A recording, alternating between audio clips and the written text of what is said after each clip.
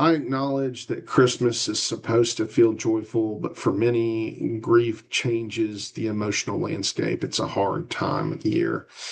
So I gently share that, I've been walking through a little grief since my very close friend, Matthew Calhoun, passed, and you've heard me speak about him also in other devotions. But to be honest, loss reshapes holiday emotions. So it's not about, the holidays are not necessarily just about suppressing grief or not acknowledging it. If anything, it's a good time to maybe process that. But it's about learning how to hold grief and joy together instead of letting grief cancel joy. So hopefully that makes sense.